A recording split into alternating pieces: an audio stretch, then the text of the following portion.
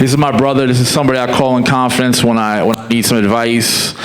He's always makes himself available. This is like our 5th conversation we're gonna dig in a little deeper this time, and we're also gonna show my man his flowers. Do me a favor, everybody in the room, clap your hands to my brother, Steve Lobel. Steve Lobel.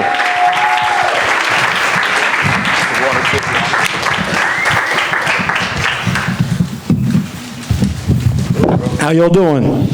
Here. Man, God is the greatest, no?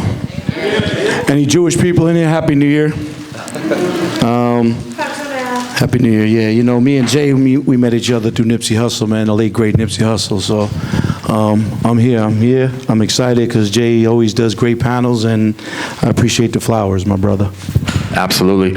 So, Steve, I think everybody kind of knows some introduction history to you, some of the artists you've worked with, but just give everybody a snapshot of how you kind of got started in the game. You know, I got started, and first of all, thank you all for coming on a Friday. Some people traveled far, some people traveled close, but we appreciate you guys, and Jay traveled too. And, you know, first of all, give it up to Jay, man. He just beat cancer, man.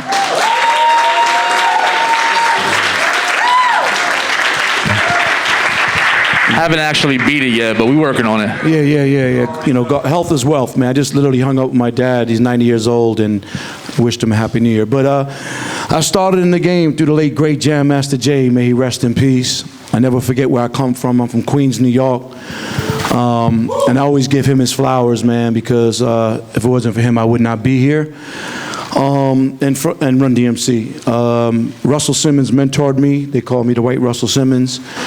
And to be honest with you, I worked with everybody from 3-6 Mafia to the Beatnuts to MOP to the Outlaws to the Loonies to Drew Down to Mac Mall to the Dayton Family, Bone Thugs and Harmony for 30 years. We spoke on a great panel last night with Lazy Bone and Exhibit. Eazy-E, Scott Storch, the late great Nipsey, Common Sense, but you guys know it's Common. Sean Kingston, I've seen the world with 8 times. Ayaz, man, I'm sure I left out some people. Suave House with Tony Draper, 8-Ball and MJG, Mr. Mike, Tila, South Circle. Rest in peace, Gangsta Boo. I mean, the list goes on and on. You know, I'm blessed to have a joint venture with Varick, Def Jam Universal. Brooklyn Queen is in the house. I have a couple of artists with that.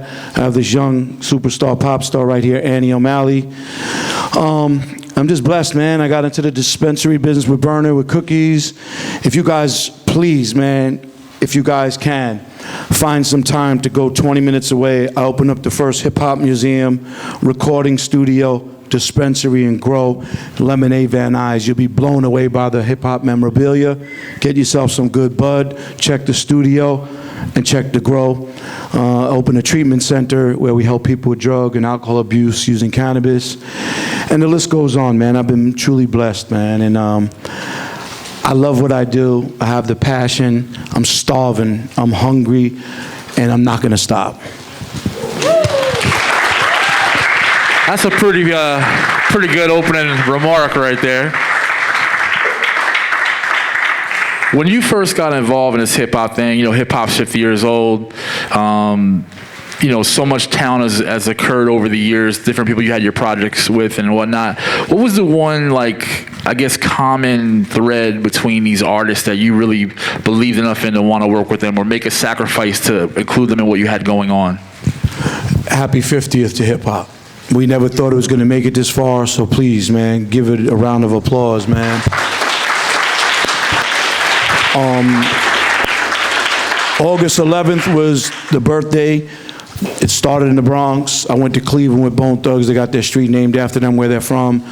I came all the way from Spain and then flew from Cleveland to New York to go to Yankee Stadium to stand on stage with Run DMC's my idols and my mentors, and it was amazing. You know, I've been blessed to work with artists in different type of ways. Radio promotion, street promotion, retail promotion, A&R, management, tour manager, road manager, executive, so in different shapes and sizes and forms. So I was blessed to work with a lot of artists that, it starts with the talent, right? And after that, the music and the hard work. They were all hard work, dedicated, and even the new artists that I'm working with are dedicated. So if you guys are trying to get in the game in any high level, and any part of coming into the game as an A&R manager, producer, writer, artist, it's all about the work, man. And if I'm still going strong, and I'll be 58 in November, then y'all need to go strong. And 50 Cent, my idol and my mentor too from Queens, is still out here doing it. Why ain't we doing it? So, you know, there's no laziness here. There's no coming late. There's no, oh, I'm tired. Oh, I can't do this. I can't do that. Go out there and make it happen. Absolutely. So you've Been outside, way before that slogan, been outside. Been outside. Well, that's what I want to kind of segue into your name. You know, you're at, you know, we working.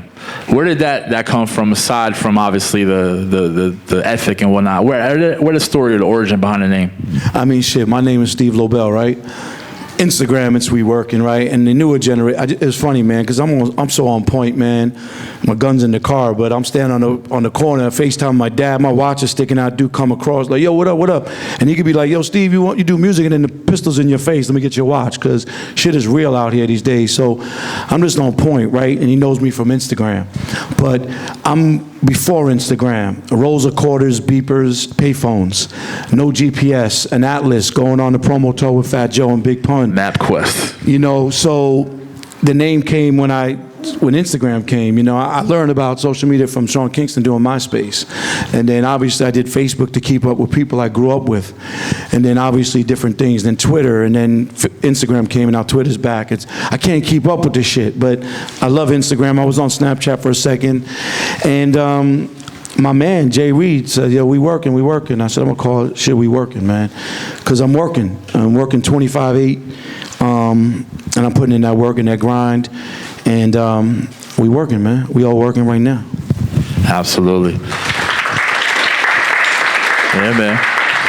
So, you know, one of the things that I've always been inspired by you is, you know, Matt said it earlier about putting all this work in, but also not always making it look like you're actually working. You know what I'm saying? Because I feel like you've had a better balance over the last, like, a couple years with taking time out, spend with your dad and going to games and getting into the sports side of things. How do you balance everything you got going on right now?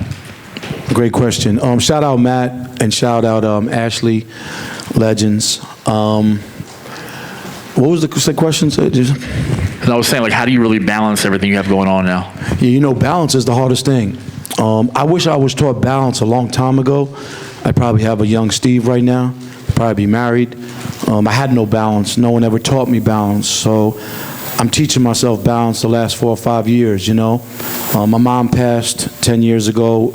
I had a rude awakening about that. And I just felt like, man, we put all this energy in this work, and God forbid I die, I'm an Instagram post, right? And I said, my dad's still alive. I gotta spend time with my dad. I found happiness in going to sports games. I was never happy. My whole fucking career, I wasn't happy. I got happy when Deshaun Jackson asked me to come to a football game, and I was on the field. I'm like, yo, this is happiness. I'm trying to even get a water boy job with like a football team and work my way up. So I found happiness late. I will give you the advice of this, man. Learn balance. It's the hardest thing in this industry because we're all working, hustling. We don't want to miss shit. We don't want to miss out on things, but the balance is the hardest thing, and I preach that now after I learned from mistakes and regrets. So find balance, man, and that's the biggest gem I can give you today, though. So that was a great question. Absolutely. Let's talk about the wellness center a little bit, because I know, you know, pretty much Steve was the guy that brought Scott Storch back to life. I don't know if you're aware of, you know, Scott's story and how Steve kind of came in and helped him kind of get his balance back, as well as get his name back out there. When you were working with Scott, or you started working with Scott, you know, a lot of people didn't really believe that he was who he was again. How did you convince people? How did you get people in the room with him? How did you actually, you know, give Scott, you know, his inspiration to be better? Yeah, shout out to legend Scott Storch, you know. I'm Jewish, he's Jewish, right? I never knew him. And back then, you know, it'd be magazines and stuff, and you might pop up in a magazine with all his jewelry. I'm like, yo, who's the white boy, man? You know, and I never hired him to work with none of my artists. So I never physically met him or seen him. I would just hear stories about him, right? And, I met a lot of people in the game, but I never met him. And he was God. He was the king, and God helped me bring him back. Shit, man, he's done a lot of stuff, but then he got addicted to cocaine, fell off, was gone for like 9 years. I really didn't know him, nothing about him. And I started a podcast like 9 years ago called Live with Steve Lobel. I thought it was Jimmy Kimmel or Johnny Carson, right? Go Google it, man. I interviewed J. Cole, Mustard, everybody. I was man. on there. Yeah, I sat down and interviewed all these people way before all this podcast stuff, right? I'm always ahead of my time, just to be honest with you. I'm going to give myself flowers, and I'm not cocky. I'm just confident that I know who I am as a man. And I wanted to interview him. And I said, let me bring my Chameleonaire plaque because I won a Grammy with Playing Skills and Crazy Bone and Chameleonaire for Riding Dirty. Whoever thought, right? We won a Grammy. And Scott, I did a record on that. And I wanted all my plaques signed. And I said, I'm going to bring it to him. And I didn't really know him. So I pulled up. He was sitting in his house in Tarzana by himself. But my man Raul from Terror Squad, that I used to go on the road with Fat Joe back in days, set it up. So I walk in, I'm like, yo, where's Raul? He's like, he's not here. So I interview Scott, get him to sign the plaque. And when I'm done, he's like, yo, you want to manage me? Oh, and you got Dr. Dre's number. I had Dre's number, but I said no. And I said, I need 24 hours if I'm going to manage you. So I called his old manager. And he said, good luck, and hung up on me. I called him back. I said, dude, you can't hang up on me, bro. He's like, nah, I fucking love you. I respect you. He was one of my witnesses when the shelf fell on my Louis Vuitton store when I sued Louis Vuitton because I was at Kanye's birthday. And you could Google it, right? And Derek's my man. So he said, good luck. And I didn't know what I was getting myself involved with, man. Everybody said, yo, this guy's done. He's a rap. He's fucked up. But I'm going to tell all y'all something in here, right? They didn't believe in Nipsey, but I did, right? So what it stuck in my mind was always a name, always a threat. Talent never leaves. So I said, with my hard work, I could do it. And with the grace of God, I could do it. And to be honest with you, the first year everybody laughed at me. It was rough. They were like, he's done, he fucked us over, he took this money, he didn't deliver, he didn't do this, he didn't do that. And I said, you know what, man, damn, I don't know if I should do this. And I had a partner with that, Thomas, and he threw the towel in and he said, let's just do a publishing deal. So shout out CTM and Concord. And I said, man, he's like, yo, I need to get in with Beyonce, Jay-Z, this one now. And I said, bro, you already did that. I'm gonna put you in with the young talent. And Scott used to get in 200,000 a beat. I said, shit changed, times is different. So I started calling around and said, who's the new people coming up, blah, blah, blah. So my man from Hybrid said, yo, A Boogie, Don Q, they in LA. And I said, yo, come on over. And they said, we need a Rolls Royce and a house. And Scott's girl had that at the time, shout out Flo. And they came over, I said, yo, get in the studio with him and Don Q and just make records. And no one really knew them. And then P&B Rocks came, rest in peace. And then my man Kiefer called me. His father's my man, Keita Rock, who's in jail for life. The only Crip down with Death Row. And he said, I got this artist named Roddy Ricch. And I'm like, I like the name, bring him over. So I was just bringing all these young people over to Scott, and then shit just started blowing up. And we would look like geniuses because he was working with all the new people. Russ, he don't work with no one. I brought Russ over, Trippy, and everybody. And that's how I brought Scott back, man, by putting him in with new shit before people heard of them. They were signed, some weren't signed, and then we got gold and platinum records, and it felt good to me because I'm like, damn, I brought him back. Every major producer was calling me like, yo, bring me back. I got all new plaques that, felt good, and we were nominated for Grammys with Chloe and Halle and this and that, and it was a blessing. And we just dropped the new Scott Storch Speaker with Kara K. We opened a treatment center for drug addiction where Scott was a drug addict, where we use cannabis to help people with drug and alcohol addiction, and our rate is incredible. And just doing different things. Did a thing with Splice, did a thing with Akai, and just started diversifying his brand and said, you know what, I can't just let him produce in a climate that everybody's a producer. So I was just doing different things for his brand, sunglasses, merch, blah, blah, blah, and we're doing our thing. Yes, sir. The resurrection of Scott Storch. It's interesting because of our relationship, Steve and I was actually the first person to actually interview Scott when he came back. We did an interview at 8-9 clothing store in Miami. I don't know if you remember that. And it was just one of those opportunities where Scott was just open and honest about what was going on in his life, and it was just a real great opportunity to kind of build with him as well. Aside from the management, you have all these other opportunities now, like you were saying before, about as far as lemonade, weed working, cookies. What made you want to kind of diverse your portfolio to be involved in all those new brands? I mean, I always wanted to diversify, but I lived this hip-hop shit. I dedicated my life to this hip-hop shit. And 95%, I have no regrets, but 5% I have regrets because a lot of people don't give back to 95%. A lot of people don't respect the culture, live the culture, and that's the sad part, you know, because I really live this shit, and a lot of people in heaven died for this shit that I fuck with. So I always wanted to diversify and do stuff, but I just was focused on doing what I was doing, right? And I should have had someone saying, don't do this, don't do that, but I seen the world and I did this and I did that. So it's always to diversify, and it was God, because I started diversifying right before COVID. And I'm glad, because when COVID came, every artist that I was working with had a tour, and they couldn't tour. Right. So I diversified. Wherever I was inside, I was outside, building businesses, building dispensaries, building treatment centers, and so on and so forth. So I'm still diversifying. I've always got everybody record deals and production deals and publishing deals. I never did it for myself. Right. I brought Charlie D'Amelio, one of the biggest TikTokers, to Def Jam, and Tunji was like, yo, I want to give you your own label. And I said, damn. He's like, OG, you deserve it. And he gave me this label deal, and I had no artist. And shit, at 1 in the morning, someone said, yo, you need to check out this girl, Brooklyn Queen. You need to speak to this man, Peanut. And I spoke to Peanut, and next thing you know, Brooklyn Queen is flying to LA to meet me with her mom, right? And we met, and shit, she was the first signed to LMG, man. So shout out B&B.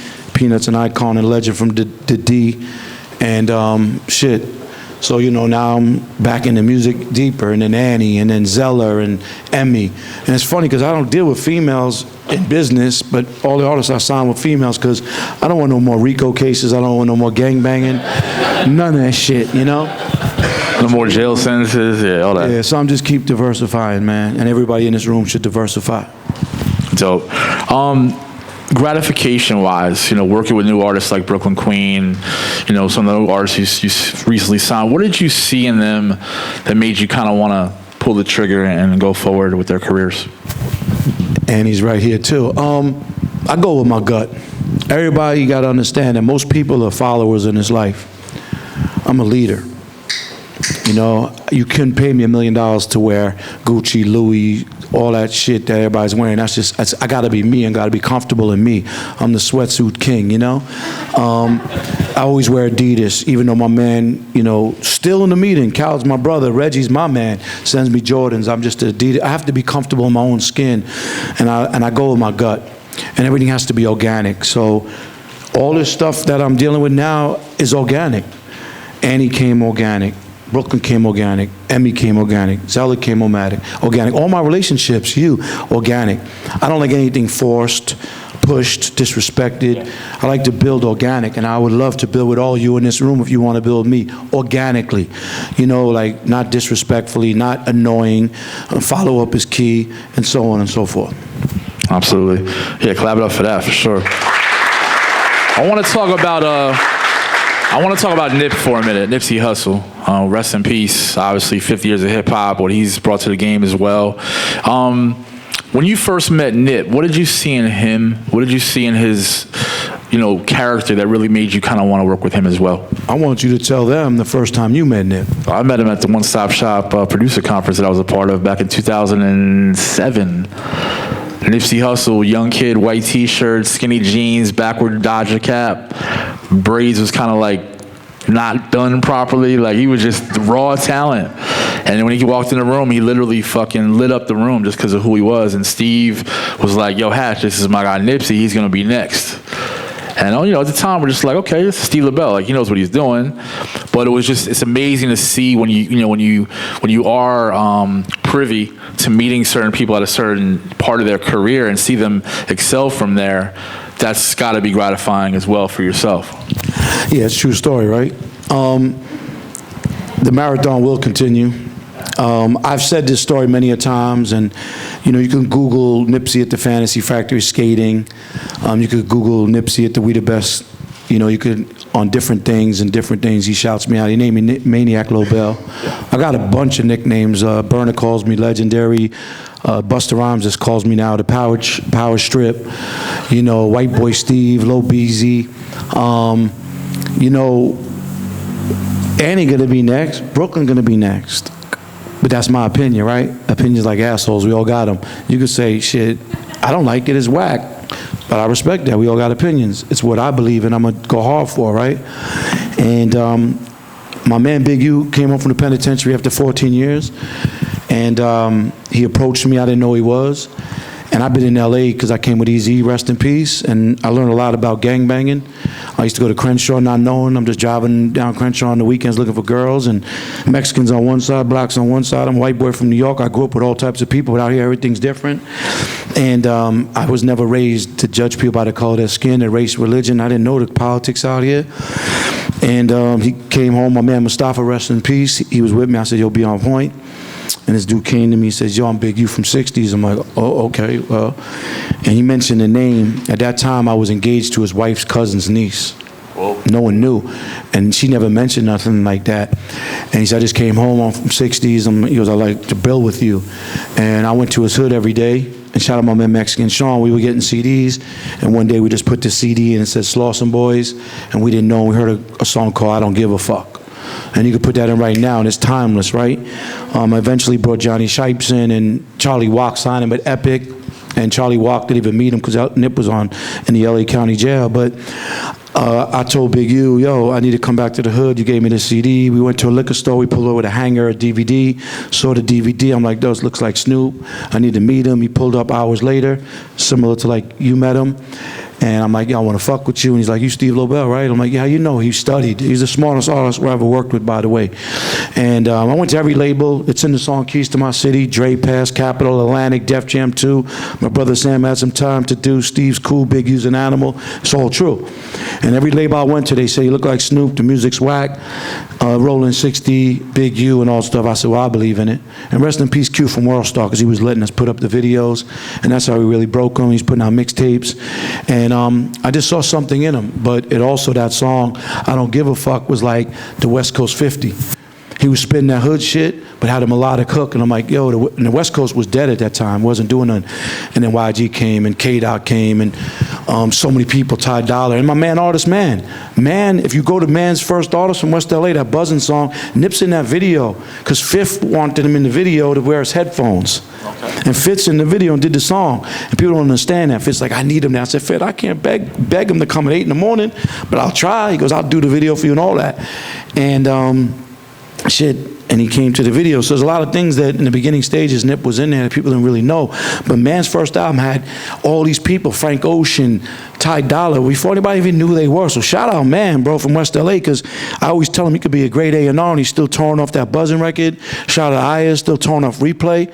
Sean Kingston still touring off things, and I've seen the world with Sean. So that pop music takes you to another level. But back to Nip, man, I just wish that he got his roses and flowers when he was alive. He passed away, he's bigger dead than alive. And that shit to me is sad. So, you know, salute Nip, man. I love you, I miss you, bro.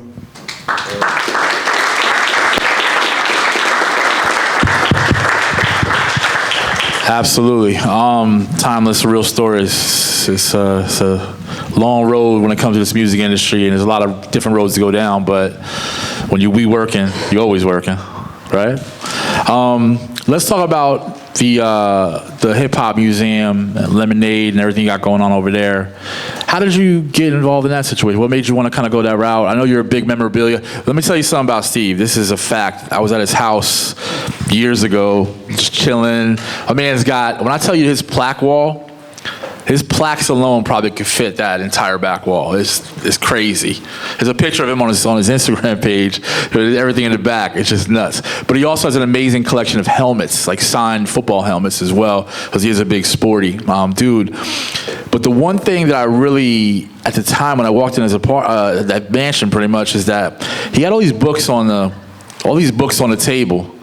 And they all had pictures, right? And I'm looking through the pictures. I got a picture of LL Cool J, Mr. Cheeks, Fabulous, Fat Joe, Khaled before he was Khaled. Like, and I'm looking through all these pictures, and I'm like, bro, like, how did you amass all these memories? Because it really could be like a Hip Hop 50, like, you know, studio room book or like coffee book, whatever they call them. What made you want to document all that at the time? Man, I always believed in content. Khaled will tell you, like Steve Lobel knew what content was before content, because I used to always have one of those disposables because I was putting up poster boards in the retail stores, and I'd do retail runs with artists, and I would just take flicks, not knowing it was Instagram going to come, right? If I knew shit, I'd be a billionaire on an island. Right. So my throwback game is solid, crazy, no one's got that, and I'm a hoarder. I save every fucking thing, and never knew that, you know, when we came up with the concept to make a hip-hop museum inside a dispensary, inside a studio, inside a grow, that my dad called me. He's like, you got all these fucking stickers in the bedroom, under the bed in Queens where I grew up, and those stickers are now on a door in the fucking museum because I collected all those stickers and they still stuck after all those years. I'm just a hoarder. I save everything, and who knew that I was gonna make a fucking museum? And I'd love for you guys to please go by there, trust me. And now people are donating to the stuff, and now the Hip Hop Museum in New York wants some of my stuff, but I save everything just for memories.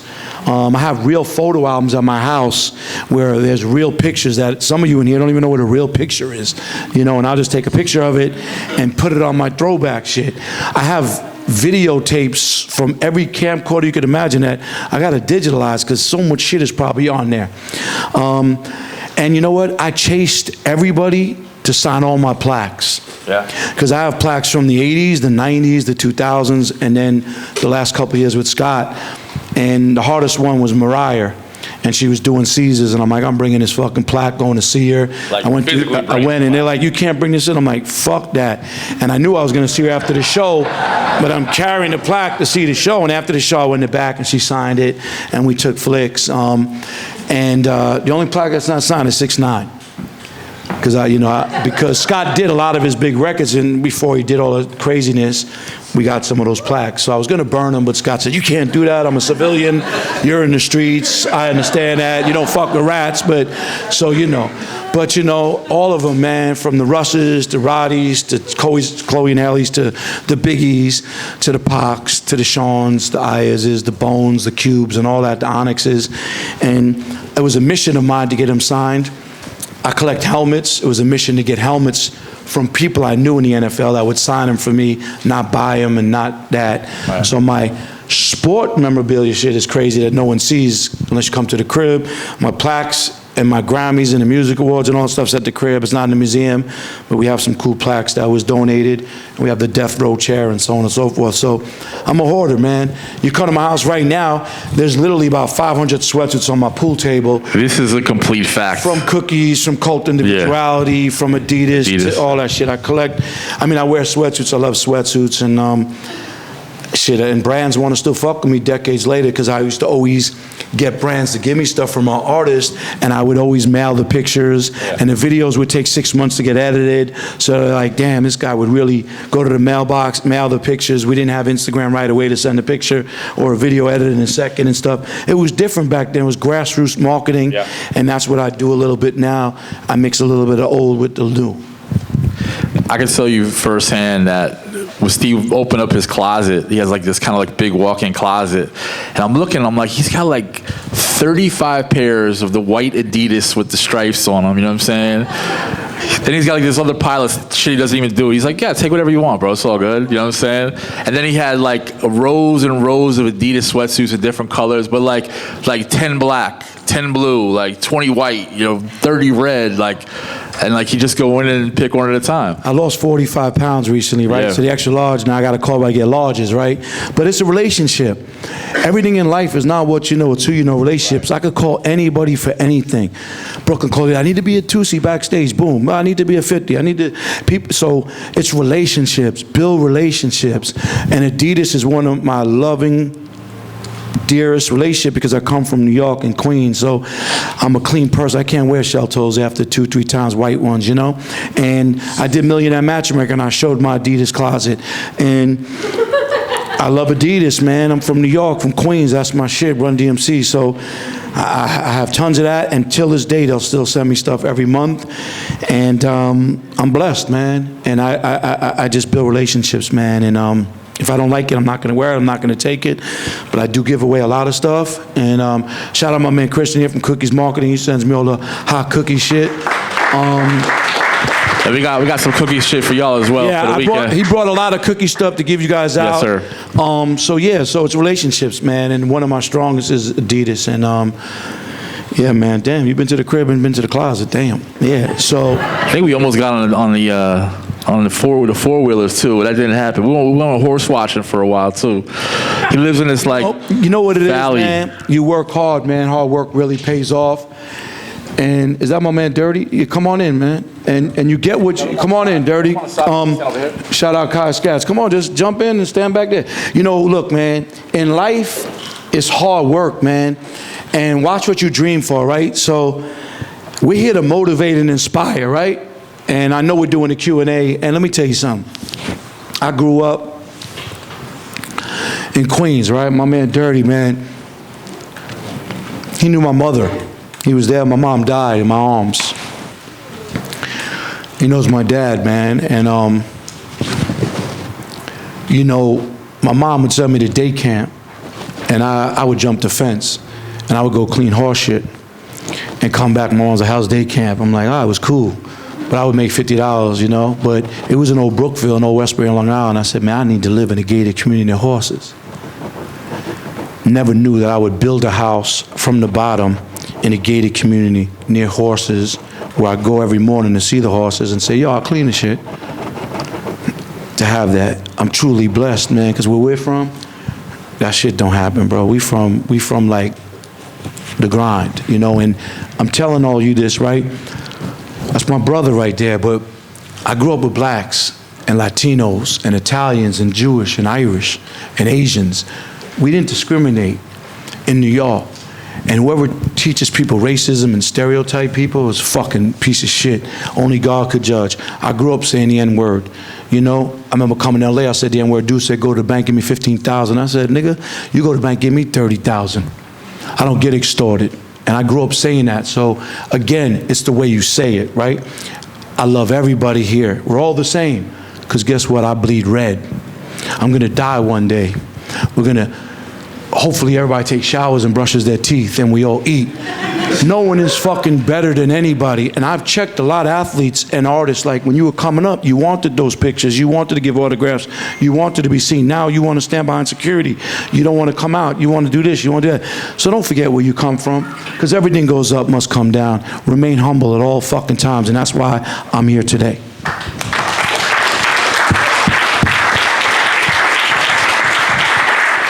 So you got this saying that you say, you said it the last time we spoke, and sorry for getting emotional, man, but I miss my mother. Absolutely, absolutely. You say common sense is not always common sense. Explain just the origin of that, you know, and what that really means. I think these guys need to hear it again. Man, I'm gonna give you some gems real quick, all right? And any interview you'll see, man, I stay repetitive the same, man. There's no changing up on me. A lot of people do interviews, they change up and shit, but organization, communication, follow up, never take no for an answer, and common sense ain't common. Like, I told my man the address. He ain't fucking calling me and texting me. He walked right in. He got common sense. If you gotta text me and call me and I just gave you all the fucking information, you're fucking an idiot. Common sense ain't common, bro. It's simple. Common sense ain't common, bro. But you gotta have street smart and you gotta understand those type of things. But like the simplest, smartest things, if you have to figure that out, then you don't got common sense. I hate that. I hate people who have common sense, man. It's the worst, man, the worst. Yeah. You guys understand what I mean when I say common sense? Absolutely. Y'all guys can come back. Everybody that's behind that thing, tell them they can all come back in the room. It's fine. There's plenty of room. Just stand anywhere. Yeah, don't be shy. Don't be shy. Don't stand behind members only backdrop. Exactly. Members only. I used to wear them jackets, man. What's the one thing that you haven't done yet that you want to do? That's on your list of buckets of like just what you want to kind of make sure it happens before you're off the planet. You know what I'm doing after this? I'm going to see Jelly Roll, 3-6 Mafia, and Yellow Wolf. Fire. But that's an amazing question, man. And we better be doing a Q&A. If not, I wouldn't have came. Please, we're doing a Q&A, right? It's the most valuable thing because they have to leave with something, you know? What? That's a great question, man. I would love to get that Waterboy job at the NFL. and then work my way up, maybe equipment manager and this and that, because I love football. You know, New York Giants, we suck. I've seen the world many a times. My man, have you seen the world? Twice. We might have not made millions, right? Right? Yeah. But you've seen the world, right? Yeah. Where you come from the dirt, right? The mud? Mud. It's priceless, right? Of course. People don't understand. It ain't about money all the time. My man seen the world with me. The world. None of y'all seen the world. The world is a big place, and music showed me the world. Where we from, we don't see the world. So we fuck around. He's like, yo, man, I need to get money with you. We got money, but when it's time, we'll get more money. But he's seen the world. You know what I'm saying? Yo, go see my dad. He's gonna go pull up on my dad. You know what I'm saying? So I've seen the world so many times. Man, I always say this, but I don't think it's gonna happen. I want a child. I want a little boy. He can get all the sweatsuits, he can get the plaques, the helmets. Everything's signed to me. So We work in junior. everybody's like, yo, Steve, you're getting everything personalized. I'm like, yeah, I know. But they're like, damn, but shit, something happens to you. I'm like, fuck, we got to find Steve's to buy it. But, you know, I wish, man, right? To keep the legacy going. Like, real people around me, like, man, you're going to take everything with you? And you can't take everything with you. So, man, that's a great fucking question, man. Like, I've accomplished a lot, did a lot. Been up, down, trials, tribulations, made money, lost money, made money. Money don't make me, a watch don't make me. What makes me is my loyalty, my integrity, my respect, my principles, and my morals. Too bad a lot of people selling their souls for that.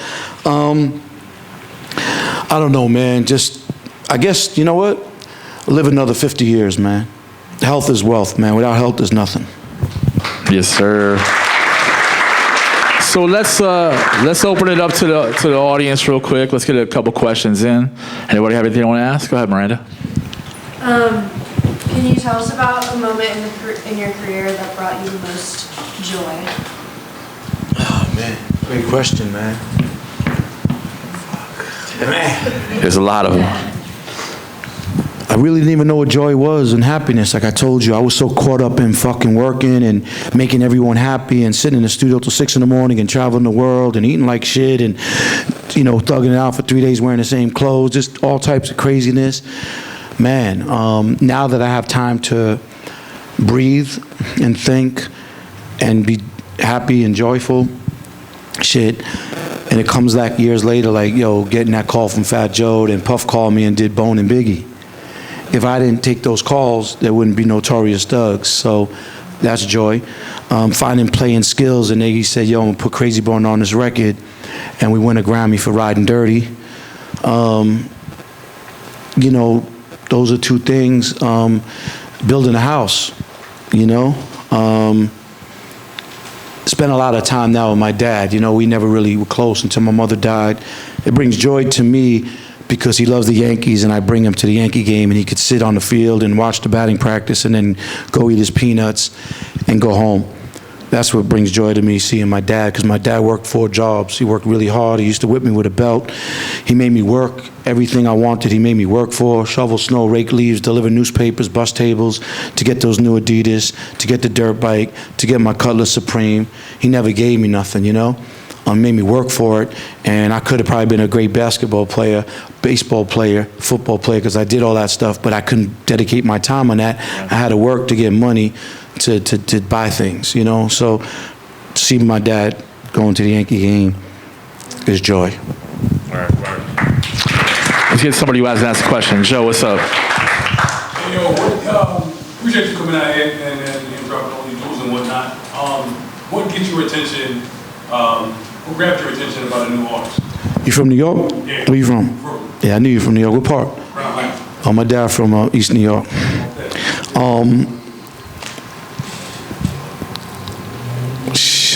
I mean, my gut, man. I just go with my gut.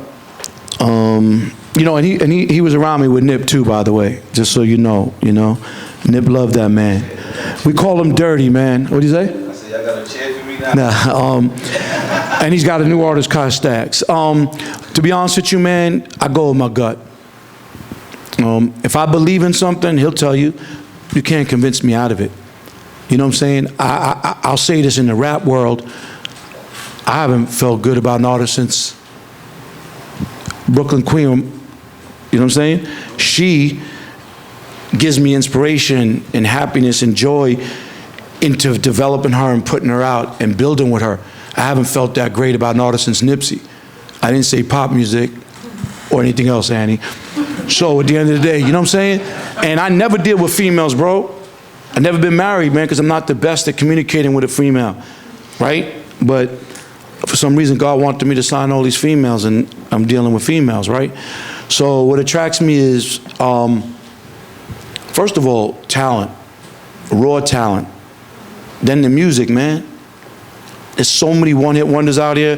There's so much shit with just numbers and this and that. She got 7 million on TikTok, 150 million likes, 2 million on Instagram. But her music, I told her, we got to build it. And she says, you right.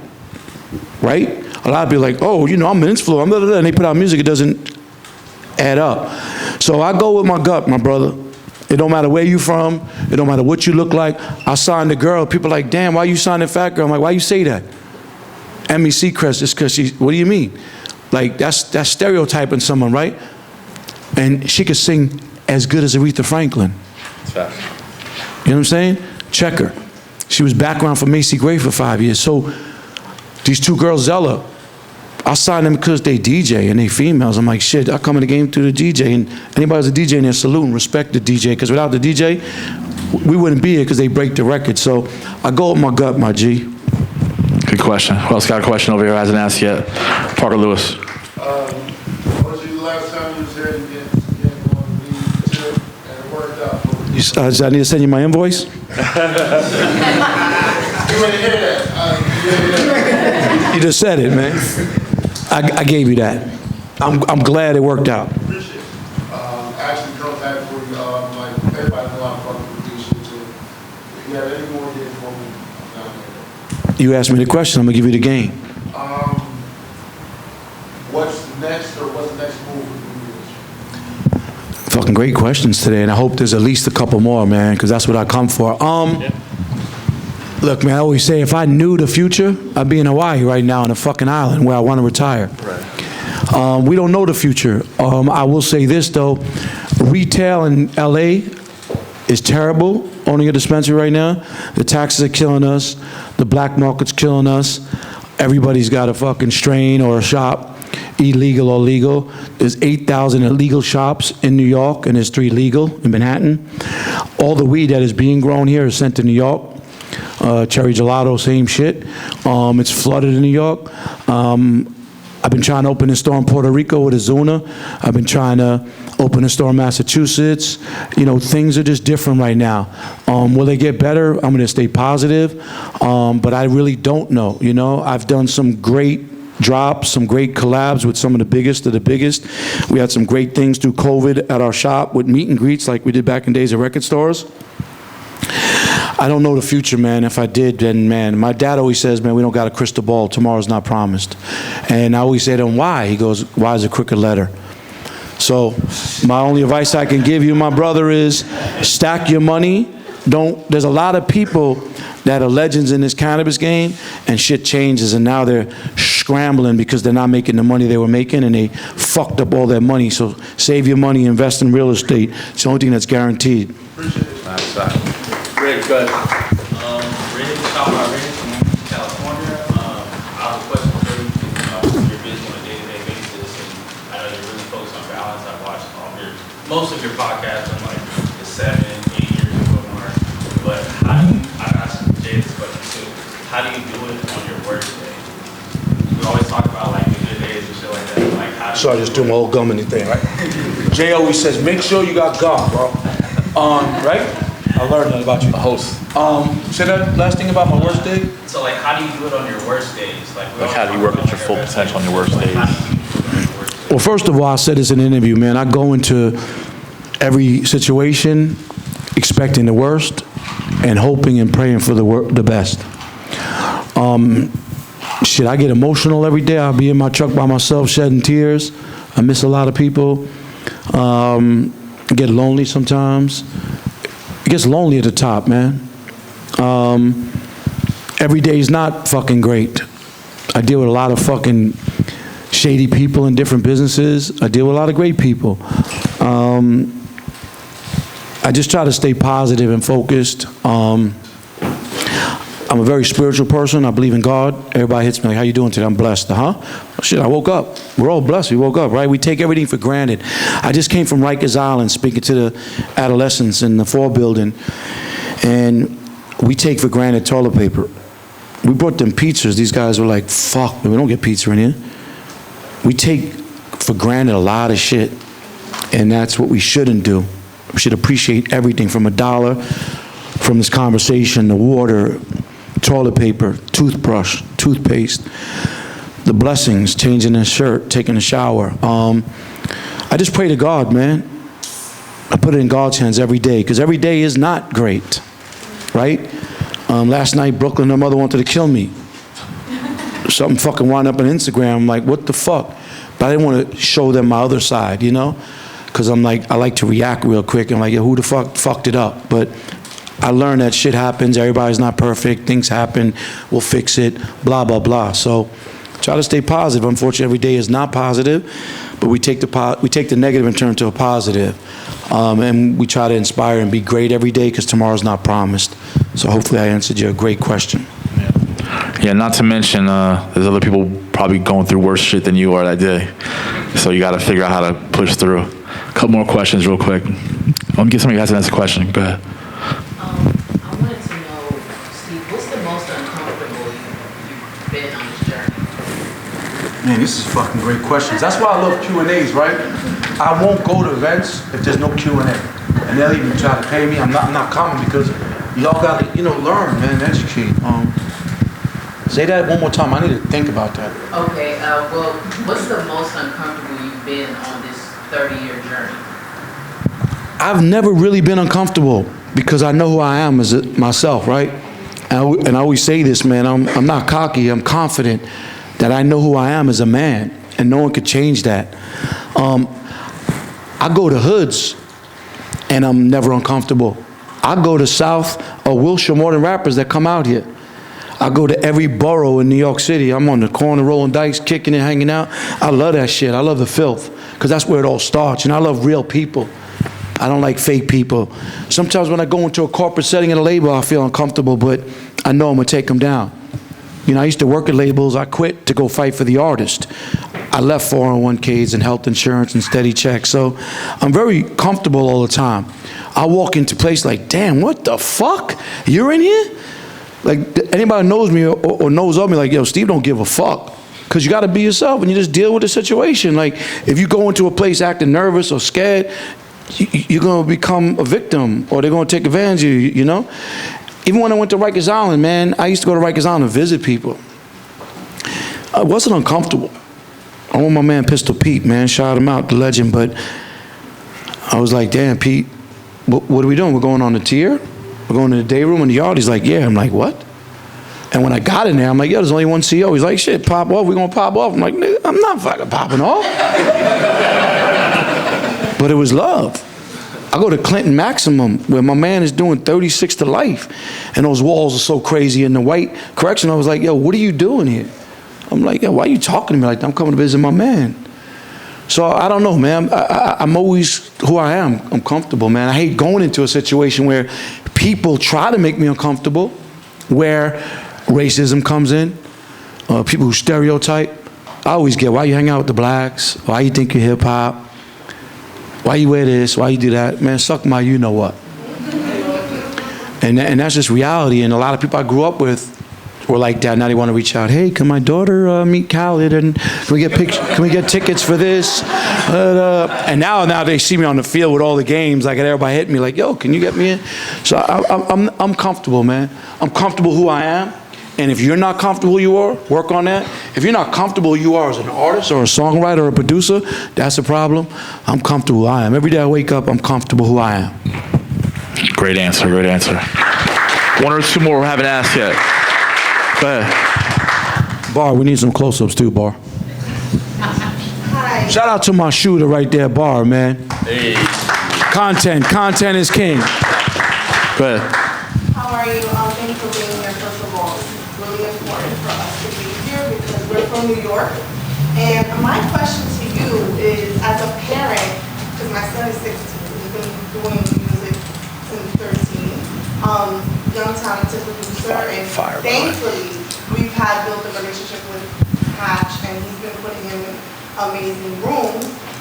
What advice would you give a parent who's trying to navigate this industry and learn and put him in the right position to be successful? Good question. Especially when you believe wholeheartedly in talent. Yeah, what part of New York you guys from? Rockland County? I'm from the Bronx. Oh, you from the Bronx? I'm from Rockland. Okay. My sister lives in New City. Oh, nice. I do have a sister. I don't talk to her, but I have a sister.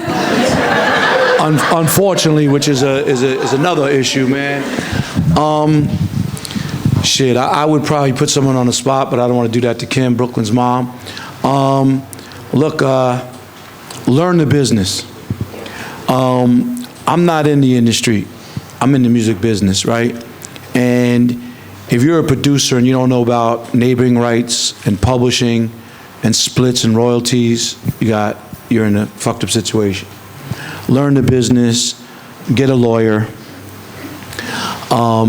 He's a producer, create a sound, be creative, be innovative, and just be yourself, right? And it's not easy. Everybody's a producer now.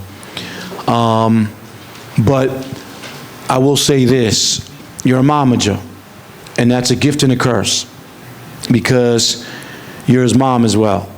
And the mother has to be first, and then the manager. So as he grows, try to get someone to partner with you who's a more experienced person than you in the business, or then let him fly and let a manager come in. But for now, because he's under 18, be the mom, get around people like Jay, learn, educate. You guys could Google, you could read, you could, so much information now. I created a thing called We Work in University where you can learn a lot. Jay did a module for me. And Brooklyn's mom, you could probably get some advice from before she leaves, because she's a great manager and she's been rocking with Brooke for a long, long time. And I try to empower her, even though I'm not the manager. We're partners, but I act like a manager helping them because I want her to win, and I want her mother to become a great manager besides a mom. She's a great mom, so I'm helping her and giving a game and introducing her to people and involving her and stuff, So that's my advice.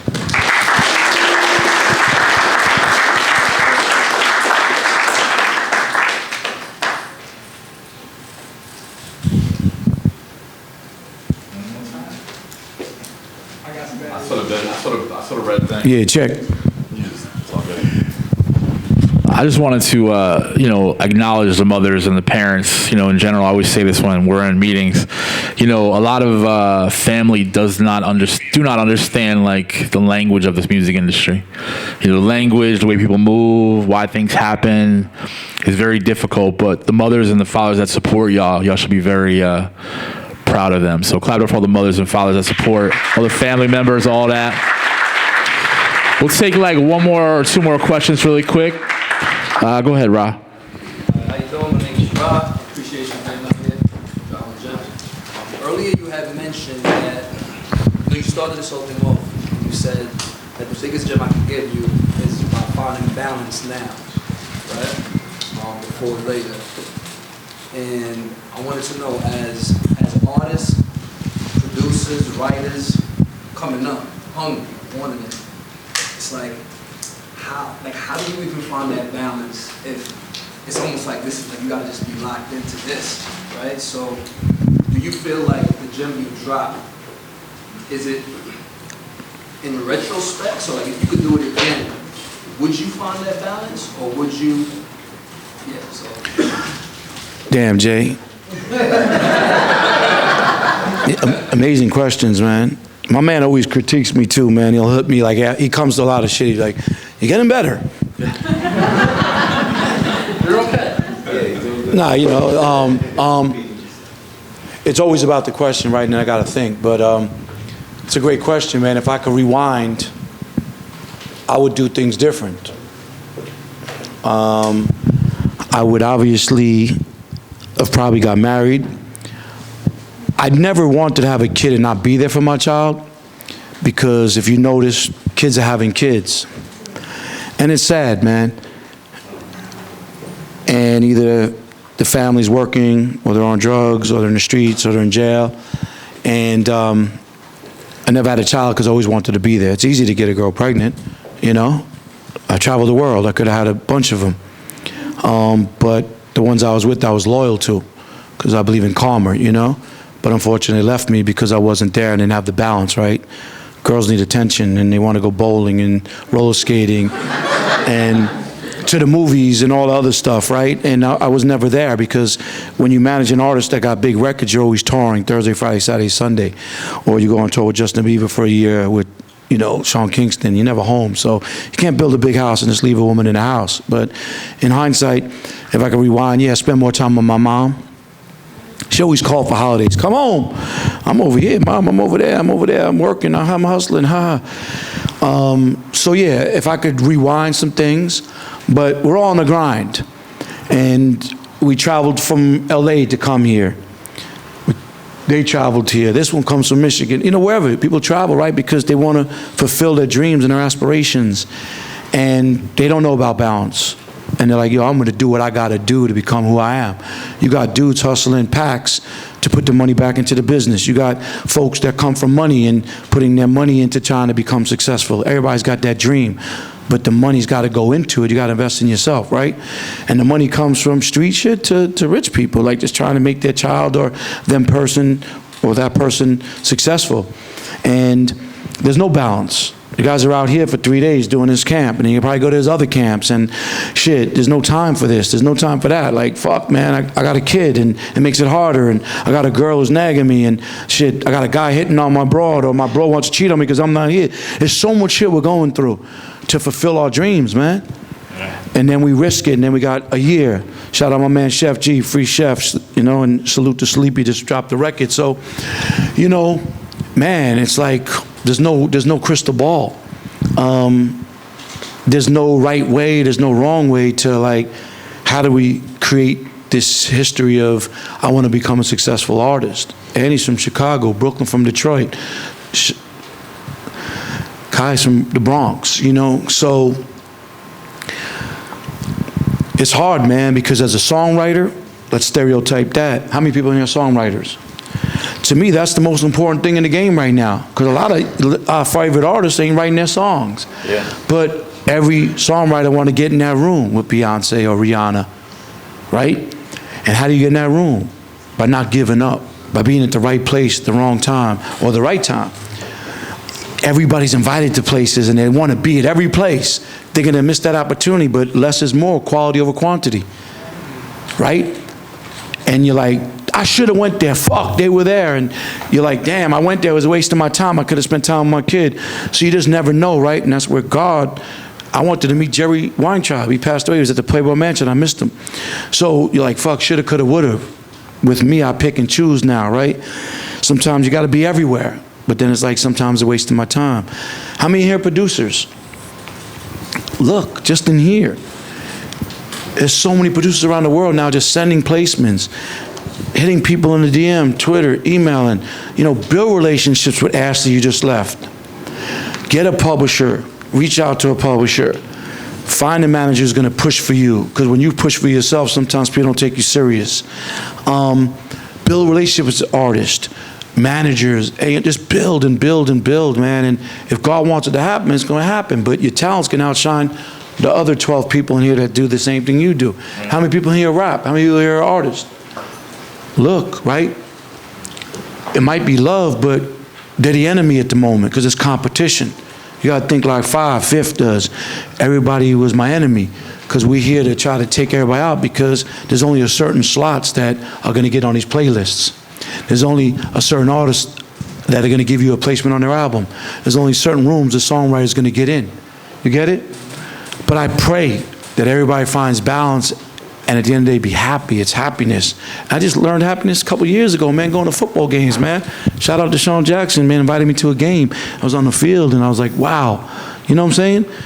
So I pick and choose what I do at this point. I'm invited to everything, man. And sometimes I'm like, my gut says don't go. And I should have went. But 9 out of 10 times my gut was right, I shouldn't have went. You know, I'm gonna go see Jelly Roll because I know Jelly Roll like 10 years and he was a rapper and now he's a country star. I want to see my little man Yellow Wolf because we were on a TV show together. I want to see my brothers 3-6 Mafia because they never really stand on stage a lot. I had to fight to get that versus thing done, you know what I'm saying? So, man, I just pray for all your success. A lot of people have been doing this shit a long time. Nip did a long time. K-Dot is now Kendrick. He did a long time. J. Cole, Drake. Takes time, man. It's really a marathon, not a sprint, man. Rome wasn't built overnight. And I think Annie in Brooklyn, my artists know this shit ain't happening overnight. Annie would fight with me. I need this shit tomorrow, tomorrow, tomorrow. She just went away for about a month. She came back. She said, I went to spiritually know that now that this shit doesn't happen overnight. Because if you get a one-hit wonder, and we had one, shout out to my brother Ayaz, we see in the world, but that's all he got is that one hit. Maybe one or two other, but they weren't that big. You know what I'm saying, after that. And he sees the world still. He's my brother. I love him, man. I'll do anything for him. We did bar mitzvahs. We did a lot of stuff getting money. And he was getting a lot of money. But, you know, build, become a legend and build a legacy and get accolades and build your career. And don't worry about the next cloud chaser, the next what they're doing, the next one yelling and screaming, suck my you know what. Don't worry about all those. Be yourself at all times. Create great music and be innovative and be creative and create a sound. Find a producer. You're an artist, you're a producer, you're a songwriter. Get in the fucking room together. I guarantee you're gonna create some great fucking music. Yeah. Give it up for that. Yeah, balance sometimes comes through experience, you know, obviously. And sometimes when things hit you in the face, they always say, like, make plans and God laughs at you. You know what I'm saying? Like, so you just kind of got to go through it to get to it. You know what I'm saying? We said it earlier, you know, planting that seed now, you can't eat the fruit today. You know what I mean? But you put it in the ground, you watered it, you put it in nice spots so it gets sunlight. Eventually, if you keep continuing those positive things and consistently, that tree will grow. There will be fruit for everybody involved, and you'll get to where you want to go. But if you stop for too long, if you don't stay consistent, if you don't work as hard as you did, or you take too long off, like, these things always affect that part of your success. So balance is something you learn through experience a lot of times. And I want to say this, like, you guys can say, yo, this guy's a dick, he's an asshole, whatever, it's all good. And let me know, you know what I mean? But you want to reach out to me, my Instagram's be working. My email's on there. I'd rather you email. That's more professional. I'm not with the DM stuff, like, you know. You know, just build, man. Build a relationship, you know what I'm saying? So that's just my advice, you know, and just build, man. It's not what you know, unfortunately. It's who you know. Absolutely. So without further ado, first of all, give it up for Steve Lobel for coming through, my brother. So, a couple years ago, we did a panel at Beat Camp in LA at the SAE, and he didn't know that I was actually going to give him an award at the time because I had it kind of like stashed on the floor. We didn't promote it like that, but we had a great conversation. We wanted to make sure he was, you know, giving his flowers at that point. But this is actually the FLWRS Award, where we actually give, you know, people their flowers while they're here. You know what I'm saying? Like I said, my man Steve has been doing it for a long time, consistent with it. You know, you watch his Instagram, one day he's in Spain, next day he's in the Bronx, next thing he's in LA, next thing he's in the Netherlands, and it all happens like in a week. I'm like, how the fuck did this all happen? You got a time traveler, equipment or some shit? But anyway, it's my brother Steve Lobel. This is the Lifetime Achievement Award. You know what I'm saying? For all his contributions to music, culture, the game in general. Show love for my man, Steve Lobel. The FLWRS Award. Let's take a flick real fast with this one.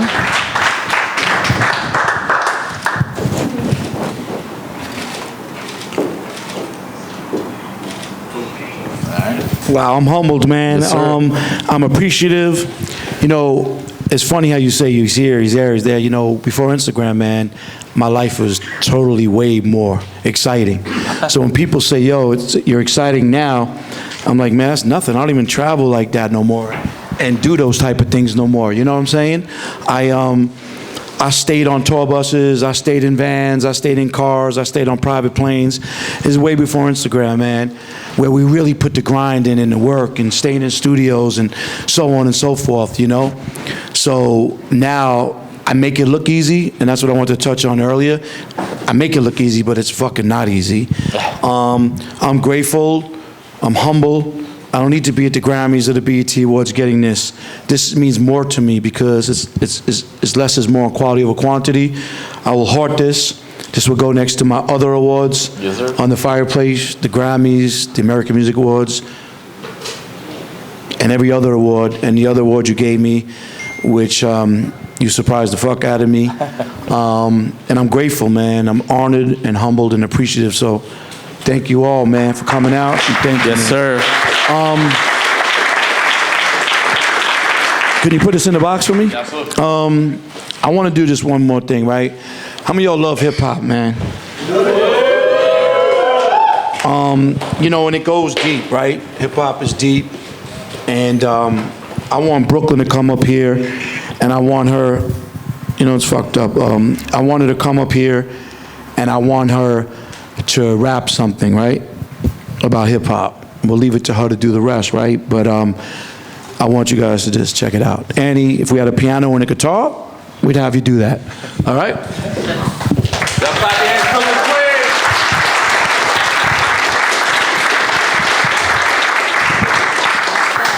Hopefully my mic don't go out. Hey y'all, I go by the name of Brooklyn Queen. I'm 18 from Detroit.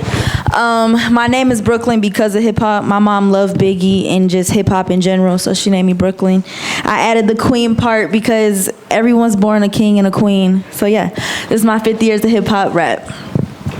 Yeah, the name Brooklyn, been a queen since birth. Labels label me priceless cause they know what I'm worth. My whole family notorious, so I'm gon' be. It was all a dream, catch me on IG. Jump off like Little Kim, then I rock your ice. The money ain't a thing, throw it out like rice. I'm Brooklyn from Detroit, now that's a hard knock life. Empire state of mind, Jay, it must be the lights. Sliding like MC Light, screaming cha-cha-cha. I'm the coldest little queen that you seen this far. I feel like special ed except I got it made. Nails done so I can scratch like Jam Mr. J. Stay feeling illmatic like if I were the world. Yeah, nah, I said it best. Black diamonds and pearls. I'm a new school rapper mixed with old school soul. A little hip hop history, let the story be told. I'm honored to be Brooklyn, most respect for who helped pay the way. Ain't no half stepping. Shout out to Big Daddy Kane. No sleep to Brooklyn BC boys, that's just what it be. Peace out Brooklyn Queen, weapon LMG and B&B, period.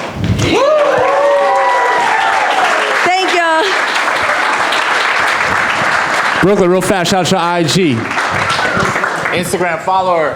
On Instagram, y'all can follow me at BrooklynQueen03. Everything else, just search up Brooklyn Queen and you'll find me. Yes, sir. Yo, give it up for her, man. Give it up for Brooklyn, right? Brooklyn, man. I told you, it's something special about her. Annie, if we were in a different setting, you'd pull out the piano and the guitar. This girl, Annie, you need to check out Annie O'Malley's work, please.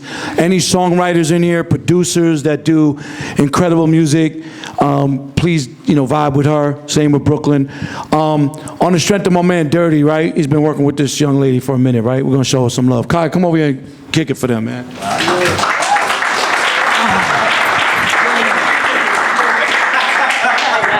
That's why you gotta stay prepared. Get ready so you never have to. You gotta stay ready so you don't have to get ready. Freestyle, man. Brooklyn is freestyle. She freestyle. None of that. That's it, bro. All right. Ain't no memo. I'm the one that gotta make it out. I got family patiently waiting on me, and I never did this shit for clout. It was niggas close to one that hating on me. I ain't never switching, never fold. I ain't never talking, never told. I was busy trying to get this dough. Dirty took me with him on the road. Changed my life so you know that he gang forever. When it pours, gonna rain forever. They know we up and we bang forever. They better duck it, they gang together. They better duck it, they gang together. I ain't tucking my chain, nigga, never. I cannot talk no name, never. Hop in the booth and I change the weather.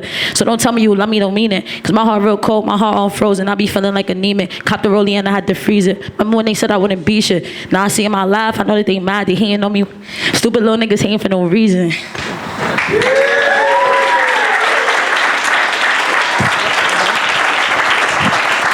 Give it up for Kai, all the way from the Bronx. I'm gonna give everybody advice real quick because I'd be wrong if I didn't. Never cuff the mic. Artists always want to cuff the mic. Hold the mic here. Give it up for Kai. Give it up for Brooklyn. Give it up for Annie. But give it up for your motherfucking selves. Give it up to my brother right here, J Hatch. Still fighting and battling cancer. And I'm gonna give it up to my motherfucking self because I never expect no one to give it up for me. I'm gonna give it up to myself. Thank you for having me. God is the greatest. Yo, this means as much as a Grammy, an American Music Award, anything. Yes, sir. Because you know why? Because it comes from genuine love and your heart. Yeah. You know what I'm saying? So God bless you again, Jay, man. I appreciate you. And for all my Jewish friends, Happy New Year, man.